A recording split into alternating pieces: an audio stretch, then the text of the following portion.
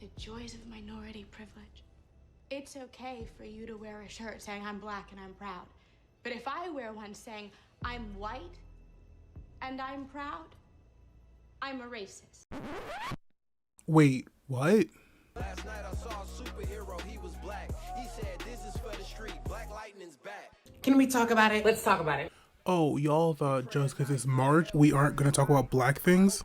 Think again. If there's one thing to know about me, it's that I love superheroes and I love superhero cartoons.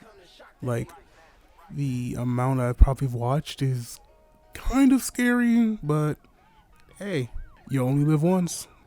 But a common thing I kind of notice is that when we are talking about black superheroes, they tend to get stories involving racism, or a metaphor for racism in the cartoon.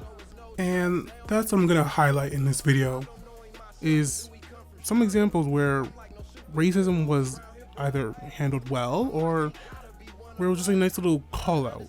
Now, one of the first instances that I really kind of picked up on growing up was in one of my favorite franchises, X-Men.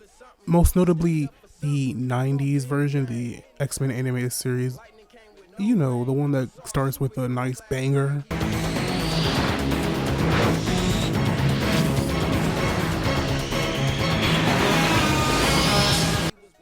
Like, every time. Specifically, I'm referring to the episode One Man's Worth, Part 1, in which we are in a alternate timeline where mutants are constantly fighting for their lives. And we see Storm, notably one of the biggest X-Men ever, and also one of the biggest black superheroes ever. Like, it's Storm, Ororo Monroe, like everyone knows her.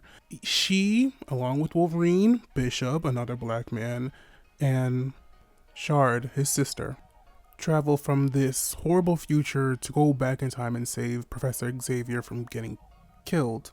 So they travel back in time to 1959, which, if you know your American history, it wasn't a good time still to be black. And that's exactly what happens. They are in a diner and they have a moment where they encounter a racist who sees Wolverine and Storm holding hands, and he calls them out on it. Because even at this time, especially interracial relationships were very much a no-no around the country. And Storm, who comes from the future, very much calls it out as it is. I am destined to help humanity. They're doing what? That does it! All right, wise guy. You and your freako comrades can just hit the road! I don't understand. Is there a Bad problem? enough I have to serve you jerks from the college, but I ain't putting up with any trouble from their kind. Skin color prejudice? That's so pathetic, it's almost quaint. It ain't quaint. Who you calling pathetic? You mongrels must be some kind of medical experiment. I think you just insulted the woman I love, lowlife. You hear that? She calls it pathetic. And that's exactly how it is. It's pathetic.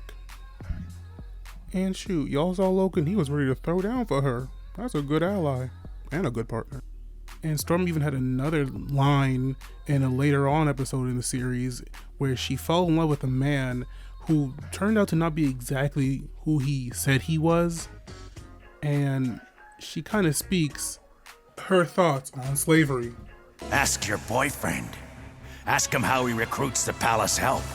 It ain't the one-ads, baby. They are not servants, are they? They are slaves! What of it? When Belgania was the stronger planet, they raided us. Now it is our turn. What is wrong with that? It is the way of all great people. It is not the way of a just people! A couple years later in Justice League, the animated series, where we got introduced to Jon Stewart as the Green Lantern instead of Hal Jordan, there was an episode where some of the League members were sent to an alternate reality where a bunch of old school superheroes are in charge. And when I say old school, I mean... In the meantime, how about coffee and dessert? Black Siren? Right, Chief. Hot girl? I am not getting dessert. old school.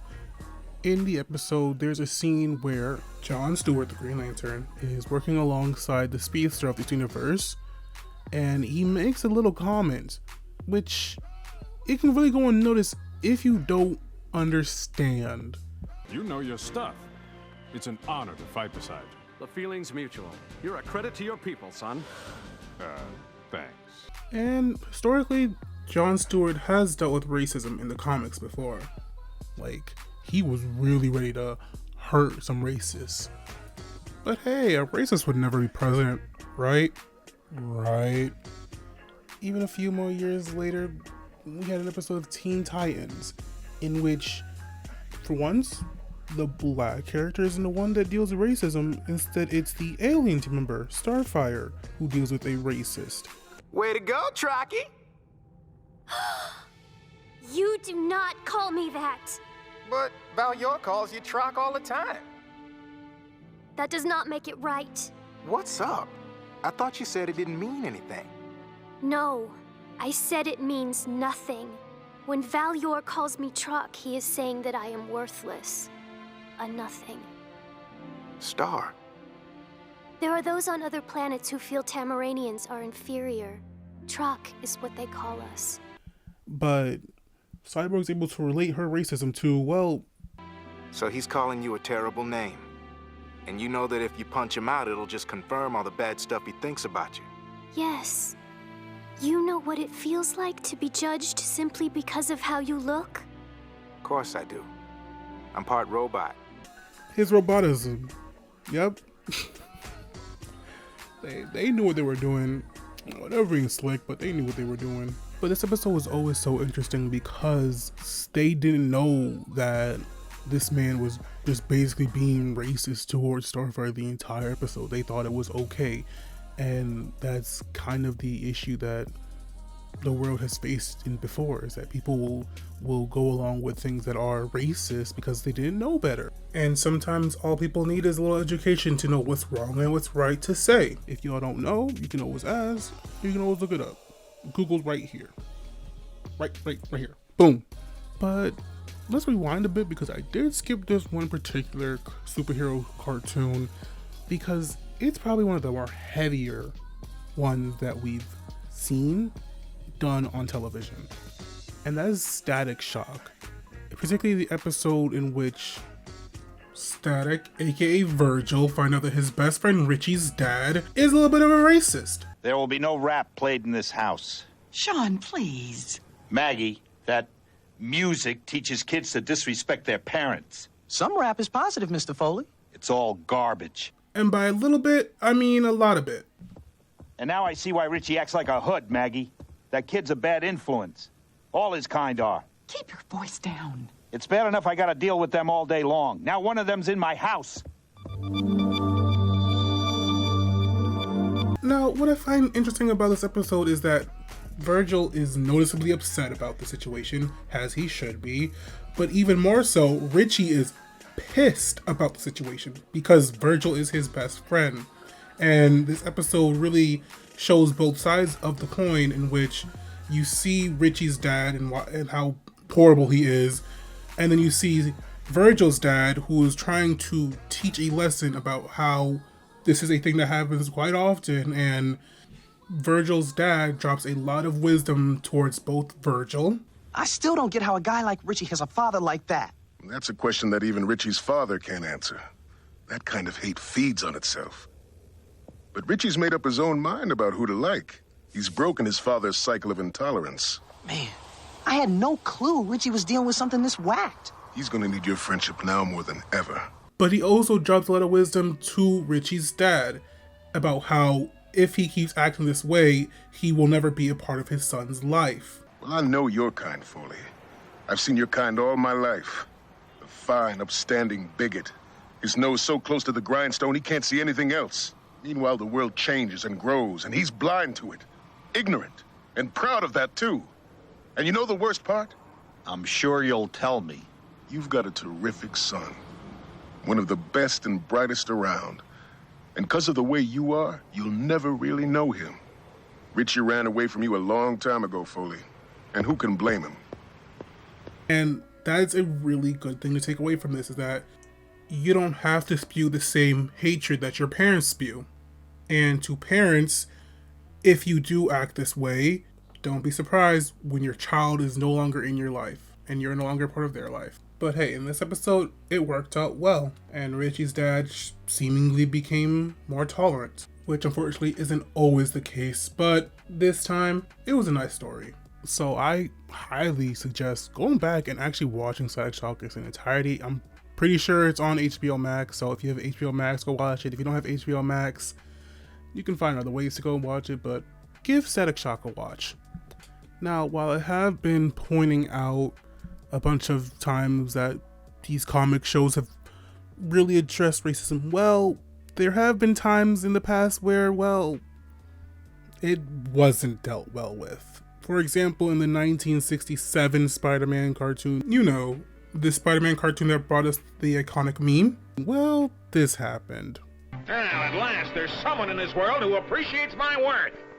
Well, Miss Brandt, I must say you're certainly controlling your enthusiasm over this tribute to my genius.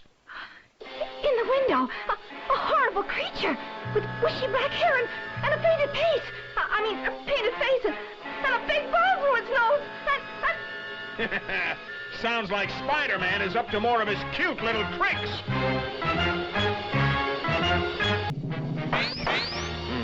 Strike one. Nice doggy. Nice doggy. Yeah, like I said, that was 1967. But hey, it's pretty clear why that Spider-Man cartoon is on Disney Plus. Trust me, I checked. So, what's the takeaway from this video? Well, it's to just bring to light that these superheroes aren't just being superheroes who save the day from villains, but also save the day by teaching lessons, by showing you that even black superheroes deal with racism and the way they handle it and the way it could always be handled. Sometimes there are instances where races need to be dealt with in different ways, like Black Lightning has shown. Hey, what are you doing on my car? Are you trying to steal it? What? No. Oh, no. You're trying to steal my car. Ma'am, I wasn't... Hello, 911? Yes, I caught a woman breaking into my car. She's African American. She threatened me. She's like 5'6".